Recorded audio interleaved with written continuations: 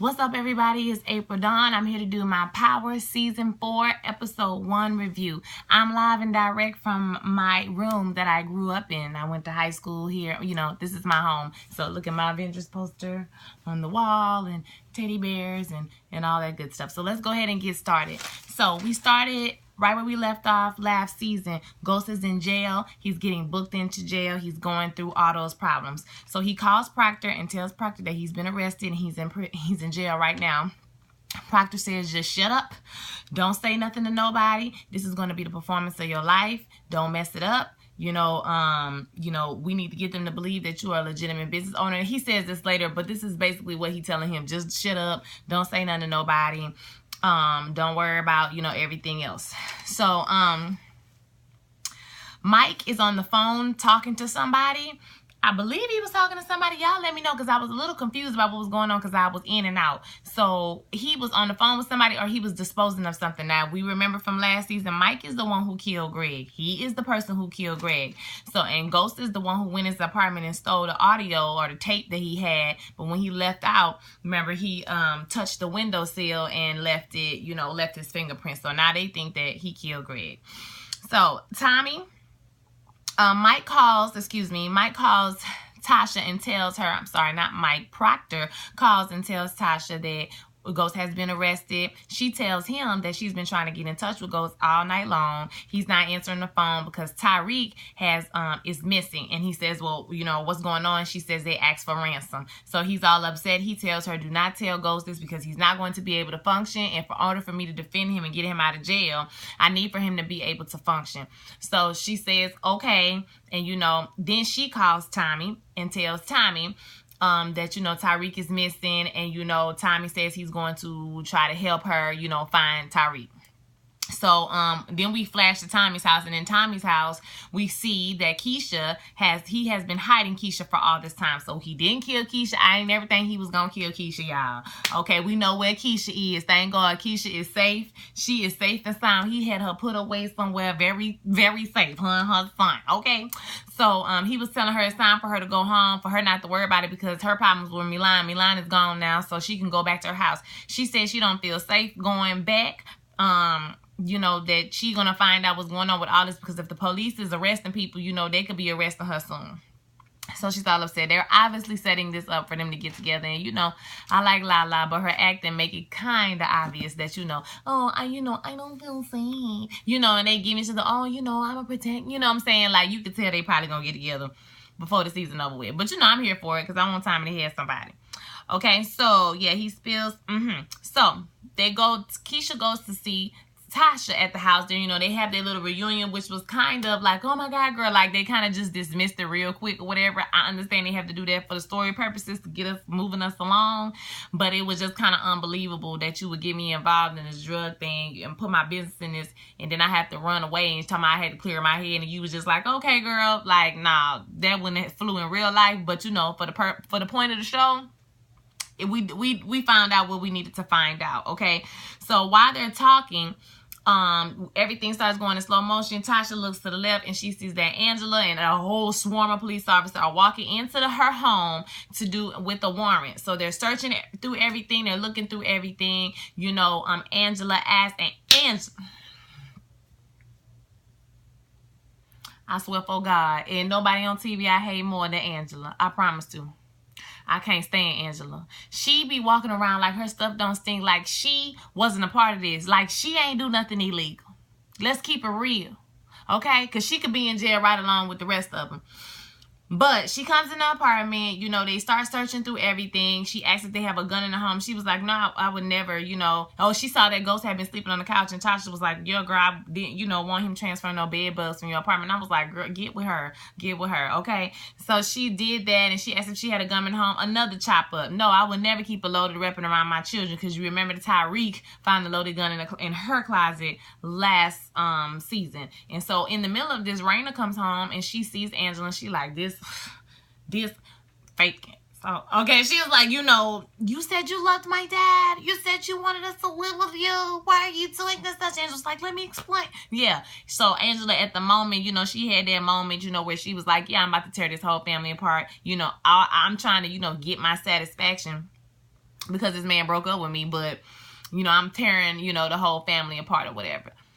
So, and I forgot at the beginning of the episode, she goes home, you know, and she sits down and she looking all, you know, sad. And, you know, she drop her glass of wine like, we don't care about your feelings, girl. Don't nobody care. You the one who started all this mess, girl. And he didn't even do it. That's the crazy part. So, he done did a lot of stuff. Okay, but he ain't do that. So, Tasha is trying to get access to the money because they take the gun, they take all the money that's in the safe, they take everything, right? So Proctor tells her that she needs to have access to about $2 million in cash for bail. And Tasha like $2 million. So she's calling around, you know, she found out about the trust that they have for the kids. They can, you know, use the trust, but the penalty is like, y'all, the penalty be like 40% on the trust, okay? So the penalty was like 40% or something, so she couldn't get no money from there. She went to go see the stocks, and you remember to get that club, he sold all the stocks. So he took everything that was in the safe deposit box. They didn't have any more money, so they don't have no more clean money. They have money, but it's just not clean, okay? So she has to find a way to get clean money, you know, and have access to that money to get him out of jail. Okay. So when she's looking through his things, she finds a necklace, you know, through some of his like clothes, you know, in a bag, you know, from the last episode. I mean, from the previous season. And she finds this diamond necklace that he was giving Angela. And so it was a beautiful diamond necklace, y'all. And I know her feelings was so hurt. Like, I know she was like, this boy was buying this girl diamond necklaces. And look where she put him, right in jail. I just can't. Okay. And I just really feel like after he get out of jail, he's going to be either he going to spend the next season trying to prove to Angela that he didn't do it, or Angela going to figure out he didn't do it, and she going to be trying to prove herself back to him for the next season. And child, I just don't have time for it. They better not take us down that path, because I do not want that to happen, okay? I will throw up. I will stop watching Power. I can't do it. Okay, so anywho, she finds the necklace. So Proctor meets Angela and DA. Then the new DA is the guy from Fast and the Furious, and they have a little, you know, back and forth. They just did that to introduce his character to us, and I have a sneaking suspicion that Angela probably gonna be scoring him before the end of the because she looked a little starry-eyed. Okay, when she saw him, he came in there like a hot shot, you know, talking noise, whatever. Now, you know, during this time, Ghost is in jail, and so there's a white man that's kind of eyeing him, kind of funny, that we see, and then there's Charlie Murphy who is antagonizing him. You know, I don't know why like we get into this thing, because my whole thing was like, y'all not even police officer. Like, why you so mad? You ain't even police officer. You not no police officer. Why you mad? Okay, but I guess, you know, it's law enforcement or whatever. Child, whatever. So now in the middle of the episode, we see this DA goes to this white man and tells the white man that he wants him to cop to a whole bunch of murders that they don't have the names for, and he will release him early, because apparently this man's wife has cancer or whatever. And the dude was like, well, I'm going to get out. She going to die anyway, and I'm going to be a rat for the rest of my life. And he was like, nah. He was like, well, at least you'll be able to go to the funeral. So we can see that this DA is a butthole. Some kind of way I feel like this white man is going to work his way into the plot. I don't know if that's for the good or for the bad. I have no idea, but I guess we're going to find out soon, because that scene, they don't give us scenes like that for no reason. Okay, so Tasha goes to see Ghost in jail, and they discuss the kids. And what pissed me off the most is she said, I talked about the kids, and she told him that Angela had came to the apartment to do the do the search with the warrant, and all he was worried about was Angela. Angela was there. I can't stand him. Ugh, he make my stomach hurt. He said he gonna make it up to the kids and they get out. You know, she said there's nothing that you can do to make it up. She tells him she found the necklace, and he says, she says, should I sell it? And he says it wouldn't be enough. It's like he don't even want to let go of the necklace that he had bought this hoe who got him in jail right now. I can't. I won't do it with him. I can't stand him. I don't like him at all. I want him to stay in jail, low-key, and everybody just move on with their life. Tommy gonna take over the business, okay? And Tasha gonna start another business and move on with her life. Like, Tasha, girl, why are you even worried about this Negro? Why? I'm confused. Why? Because he ain't worried about you. So, she tells him, the necklace wouldn't be enough. And then she's saying, she doesn't have the money. And they go back and forth. And basically he says, get the money from Dean. He was a service that was rendered, or that he was supposed to render that he didn't, or something like that. And, get the money from Dean. So we know that Dean was the cover name for Milan. So it's something to do with a transaction or something about the security or something they were supposed to pay, okay? And so, you know, now Peter and Tommy, you know, I forgot to say that they teamed up now. So Tommy meets with all the OG, you know, all the heads of the drug people, and he tells them that, you know, everything is going to be the same. Nothing is going to change. He's taking over. You know, he's the new distro or the connect. Luis is the distro, and you know they're gonna do it like this. Now Dre is upset obviously because you know, Dre wants to be the distro because he was working with so close with Ghost, so he feels slighted. So like this whole episode he was getting slighted back and forth, right? So now we're back with the case. So Mike and old dude, they discuss you know, the white dude, I can't remember his name, somebody tell me his name, but Mike and him and Angela talk about the case, and they talk about the, you know, the fingerprints. The case is kind of thin. So and then Angela comes in the room and she talks about, you know, the case, this is her case, and you know, you know, they talking, and he was like, you know, if you talking about conflict of interest, don't you you was screwing the defendant and you was screwing the victim. So girl, if anybody shouldn't be nowhere in this case, it should not be you, okay? So for which then the new DA comes into the room, basically tells everybody that, you know, what y'all talking about, you know, it ain't about to happen, okay? Because the conflict of interest between everything that's going on with you and Villa Lobos and all of that mess that happened, I'm gonna be first chair. Mike Sandoval gonna be second chair. And then he takes Angela into her office, and asks her a whole bunch of questions about, you know, when did Ghost and Greg meet, or when did James St. Patrick and Greg ever meet. She says there was one time when he came to the club on official business, but she's lying because she knew that he was stalking them. Okay? So she tells him that, she says that James said that he pulled him over, you know, the day he was supposed to got killed. And he said that, well, did he log it in? No, he didn't log it in. It's unofficial, because he was saying that could be motive. Because my thing is, if he didn't log it in, how do you know what happened? So you can't really say that's motive when there's no proof that it happened or whatever. So maybe there is some type of proof out there that happened. I feel like that's going to be, you know, something interesting to find out, okay? So, yeah, and then he tells her, after she think, you know, she gonna get, y'all, she was gassed, okay? She really thought she was about to be, you know, first she was like, so am I third chair? And he was like, girl, no. Like, girl, what? Because of, you know, your conflict of interest and your relationship with the defendant and the victim, girl, you're not gonna be on the case as a lawyer or as a witness at all. You're not gonna have nothing to do with it, girl. Okay? She played herself. Once again, you played yourself. Now you done messed up everybody's life to play yourself. Okay, so Luis comes to the club. He is hiring and firing folks. Dre is like, you don't even know if she can make a drink. And Luis is like, listen, Tommy told me to run the club. This is what I'm doing. So Dre is extra pissed now. So he goes to Tommy and he talks to Tommy. Well, Tommy and Tasha talk about, first they discuss, you know, getting the money from Dean. It takes Tommy a minute to figure out what he's saying.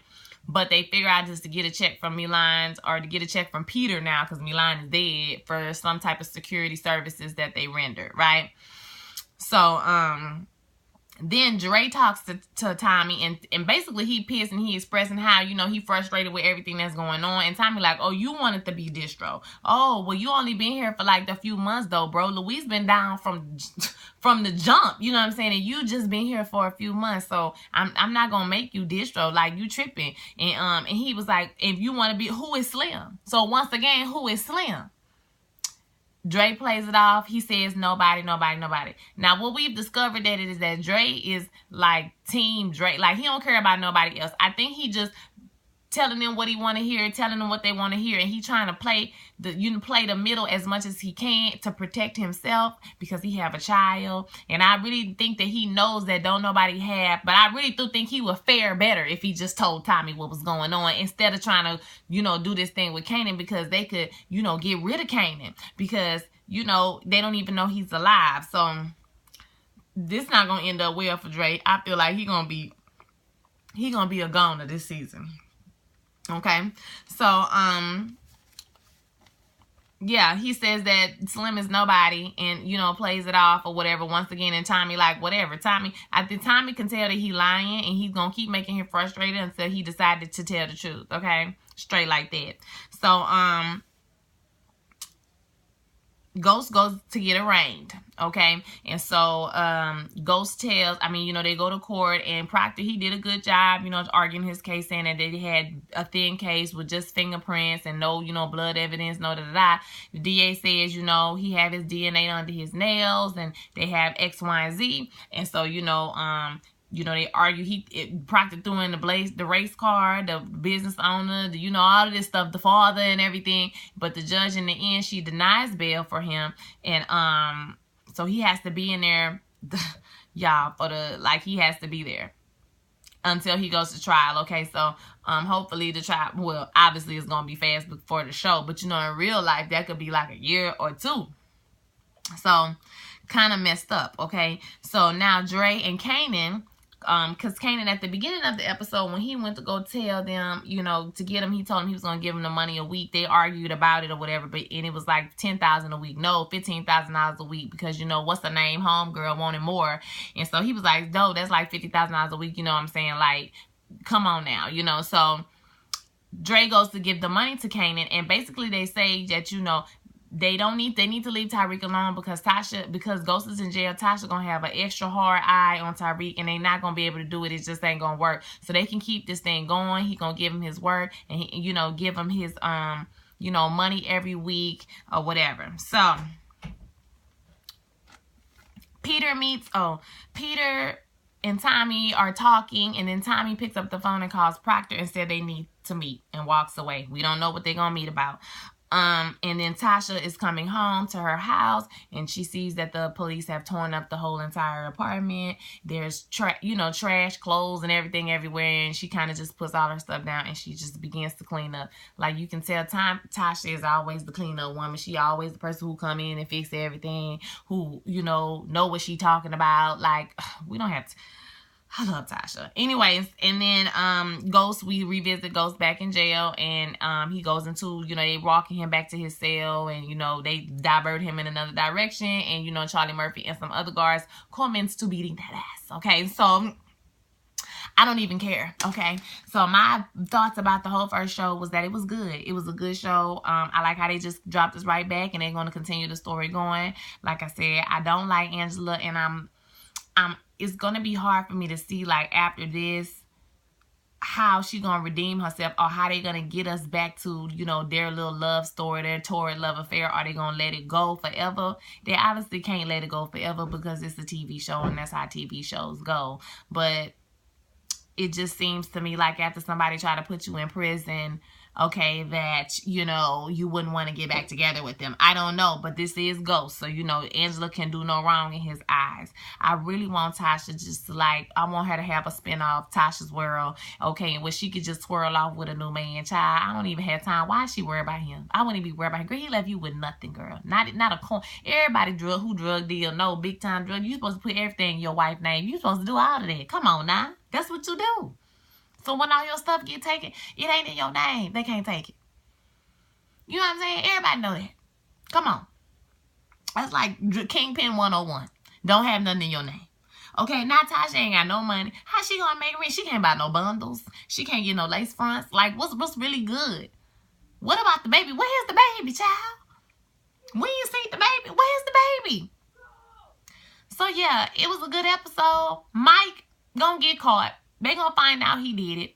And it's probably gonna be Angela's stupid self who found out that Mike did it. So, we know that she, is wrong.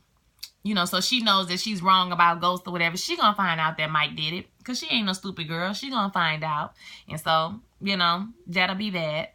And Tommy and Keisha gonna get together. And that'll be that. I low-key like Peter. He like my favorite new character on the show. I like Peter. What's up, Peter? Peter is all right with me, okay? I like Peter because Peter is practical. He say, don't be lying. You that's going to get us killed. Okay, Tommy? Don't lie. I told him. Because you won't stay alive.